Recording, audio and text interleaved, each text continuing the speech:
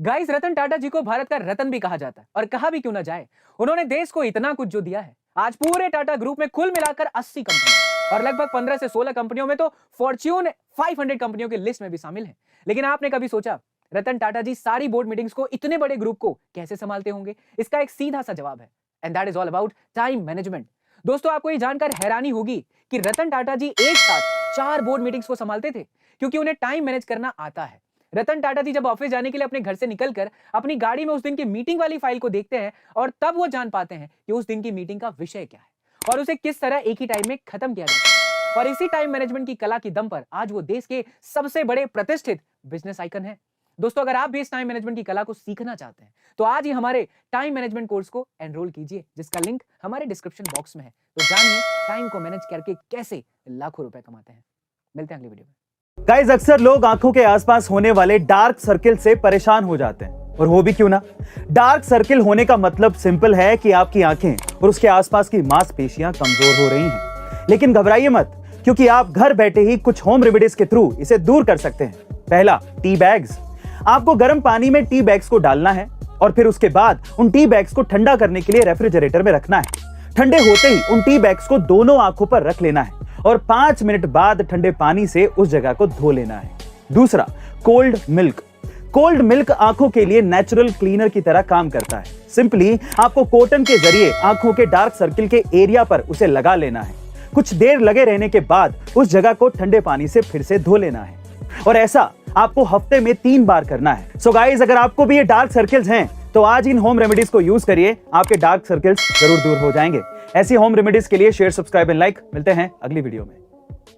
Guys, Amazon कैसे customers को ज्यादा से ज्यादा ऑनलाइन शॉपिंग के लिए मजबूर करता है, जरा ध्यान से सुनिएगा।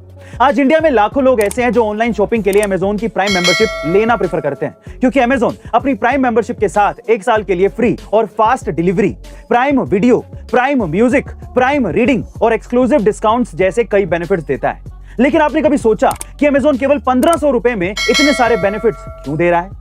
दरअसल अमेज़न आपको ट्रैप कर रहा है, क्योंकि अगर एक बार आप प्राइम मेंबर बन जाते हैं तो आपका माइंड अपने आप ही उन 1500 रुपए से मिलने वाले बेनिफिट्स को ज्यादा से ज्यादा इस्तेमाल करने के लिए सोचता रहता है, और इन्हीं बेनिफिट्स का फायदा उठाने के चक्कर में आप सिर्फ अमेज़न से ही शॉपिंग करते रहते हैं। और बाद में पता चलता है कि एक प्राइम मेंबर ने नॉन प्राइम मेंबर की तुलना में 3 गुना से ज्यादा शॉपिंग कर ली, यानी कि खर्च कर दिए। गाइस, अब तो आप समझ ही गए होंगे कि असल में फायदा कौन उठा रहा है।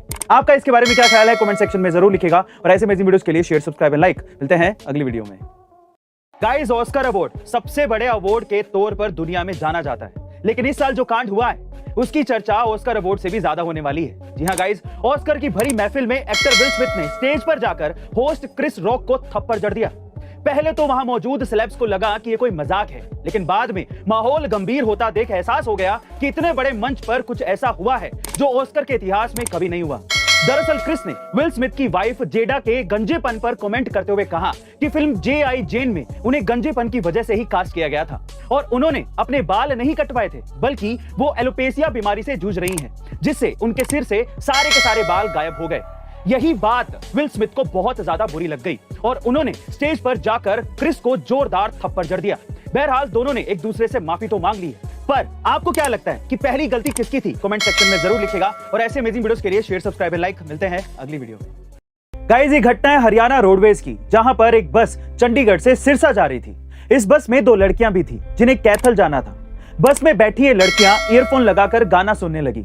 जब कैथल बस स्टैंड आ गया तो बस कंडक्टर विकास यादव ने कैथल यात्रियों को उतरने के लिए आवाज लगाई, लेकिन वो लड़कियां विकास की आवाज सुन नहीं पाई और बस कैथल से 15 किलोमीटर आगे बाता गांव पर पहुंच गई।